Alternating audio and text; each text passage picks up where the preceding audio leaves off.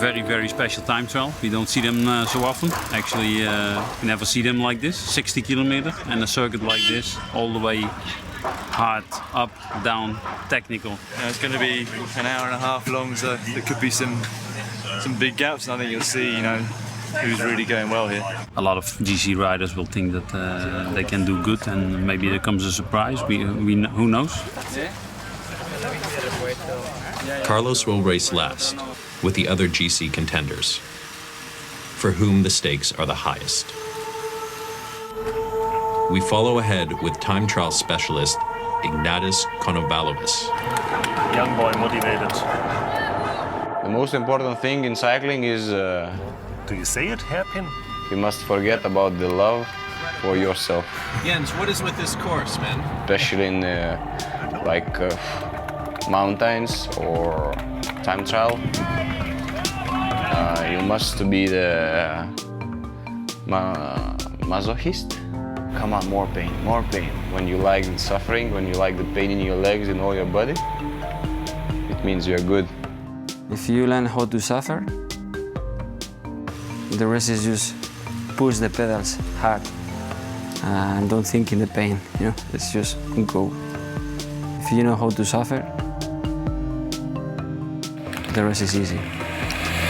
For many people outside, this is just who win this race or who won the stage or whatever, For me, it's just more about know who I am, This is very important because this is my first big tour.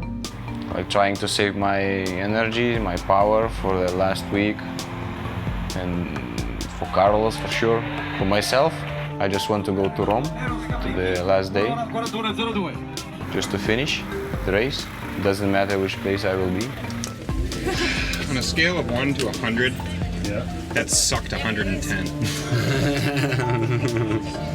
One climb I can understand, but that course it's just dumb. He was like halfway up the hill, and he wanted to give me a fucking pint of Guinness. Yes, it was a long time trial, a difficult one. I think that I choose the right bike, the right equipment, and I have good feelings on the bike, ¿Qué tal los tiempos, Alejandro? Lo has hecho mejor que Lance, iba solo un segundo más que tú. Carlos moves from 6th to 5th in the GC. Yo ni te cuento.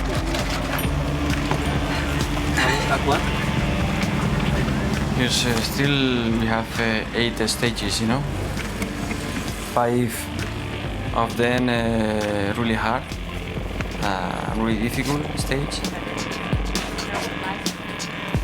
From now to the end, just the peloton will be tired, and we can have surprises every day,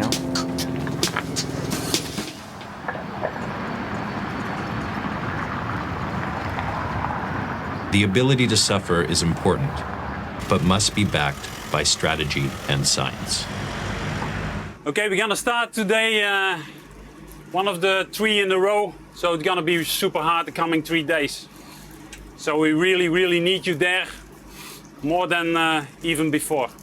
What we want from this stage is to make it hard as possible, because it's 3 days and we know that Carlos is in the best shape. If everybody suffer much as possible, and I mean the people who's racing for the GC, how more they get out of energy, how better it is for him today and also for the next 2 days. First 20 kilometers pretty flat. Jeremy, you're good, so I want you to stay with Carlos in the first 20 kilometers, make sure he's out of trouble, like you always do. Vladi, you stay with Carlos the whole day, further on, yeah? All the rest of you, you have to go in breakaways. 5, 6 guys, I don't care, go in the breakaways and make the race hard. If we think the situation is not clear, then we call you back, or back that you have to temper, more or less. But the message is, make the race hard. In the last part of the race, with this flagged section, we need to have him there in the best position. Top 10 he has to be. The last kilometers just before up the climb, we make a sprint lead out. Full gas to the climb, and you do that for Vladi and Carlos. All the rest race hard as he can, to bring these people up. So the message is clear. Go in the breakaways. I don't ask you to go yourself. Maybe that comes if it's not hard enough. But now everybody who goes, I want people in there and race hard as possible. And I'm surprised about the health still here and the energy you still have and the motivation you still have. One more thing, Rob has some announcements to make. Today it's a little bit tough, and so maybe if you get the opportunity, certainly in the start of the race when maybe it's a bit slower, a bit easier, just remember to keep the hydration up. And the other thing is, obviously, there's a cumulative effect. Each day it's going to get tougher. So if you start off and you go off the good path today, it's much more difficult the following day and so on. So we try and keep on top of the hydration. I think it'll be easier for the whole team, and you can do a much better job of supporting Carlos. The guys probably are going to expend 10,000, maybe 12,000 kilocalories a day, which is probably 4 times, 5 times more than the average person. And also in terms of their sweat losses, they're probably going to sweat out anywhere between 10, 12 litres a day. You need to be eating and drinking probably continuously throughout the day and throughout the race. So yeah, it's a real challenge because your ability to absorb water is limited. Your ability to sweat is much higher than that. So you're constantly trying to catch up, if you like, with your fluid losses. So if we look at a rider like Jeremy Hunt, some days he can lose 4 kilos during the race. If you get dehydrated, then one of the things is you reduce the blood volume you've got, if you like. So it's more difficult for your blood to be pumped around your body, which compromises performance in itself. If you get dehydrated, your ability to sweat can be reduced. If you can't sweat, you can't keep your body cool, and as soon as your core temperature goes pretty much above 41 degrees C, maybe 42 degrees C, there's no way you're going to be able to drive along in a breakaway with a core temperature of 42. And the other thing is you don't feel as good, you don't feel as alert, you lose some of your appetite as well, so there's a lot of knock-on effects.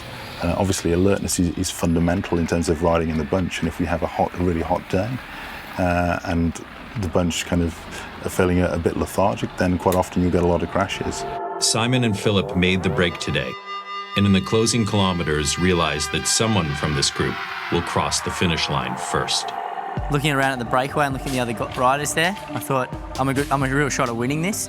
So I basically got a bit of a description from Philip, and they said, "Okay, I'm up. I need you to give me a hand here." So he just basically made sure that the breakaway group was as close together as possible at the beginning of the climb, and then I knew I just had to basically follow the first few attacks without doing too much effort, and then save a bit for the final. And I sort of followed the first attack, and it plateaued out just a little bit about midway up, and I thought, oh, that's it. I thought we were going to ride to the finish line, and then it ramped up for a second time, and that really caught me off guard a little bit. When we ramped up the second time, I just pretty much kept it going for as long and as hard as I could, and everyone sort of exploded on the way up, and I sort of just managed to keep it going all the way to the finish. First victory? Yeah, I said to get. I said to get your first victory.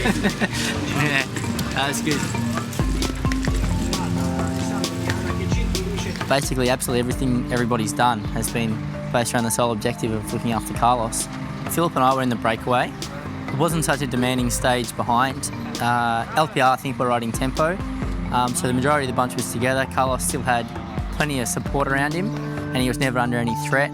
There were never any major GC riders going off the front, sort of threatening his position on GC or anything like that.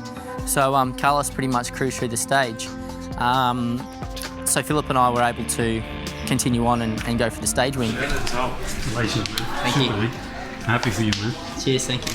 And for us as well. It worked out good in the end. Yeah, we were hoping. Didn't say anything. I thought, you know what you have to do. So yeah. I was thinking of last year, you know, the tour. Yeah. More or less the same thing. And yeah. All day I just rode like waiting for it to come back. So easy, just turning, and then the last 20k. That's when we thought we could win.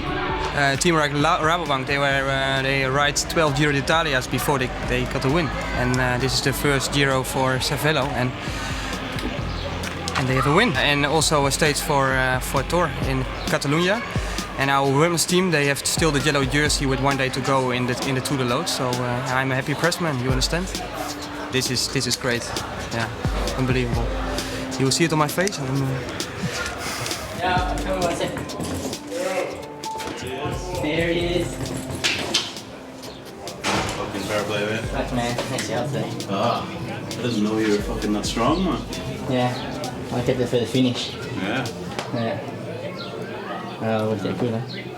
Yeah, your man Bertoliati went at the bottom fucking pretty hard. Yeah, yeah. I knew he was going to blow though, like. I didn't know it's ramped up a second time. I've gone with him. I'm like, fuck, if it goes up once and then flattens out, you got to be there because it's hard to shut it down once it flattens out. Yeah. And then I went past him and then turned left and it's gone boof again. I'm like, oh, Jesus. So I just rode up that as good as I could and dropped the other guys. Doing a 3-week stage race is really tough. It's really demanding physically and also mentally.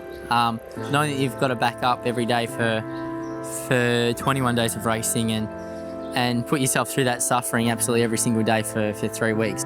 Yeah, suffering is what our sport's all about, and if you handle the suffering well, I think you're much more likely to get the results. You know, you need to be tough, and you need to be able to suffer, and you need to love your work, and you need to love to help, you know? The waiter always shook it up. Today's stage victory by Gerrans was the best of both worlds. Sent up the road in order to make the race hard and drop back to support Carlos if necessary, he was able to go for the win when no GC threat materialized.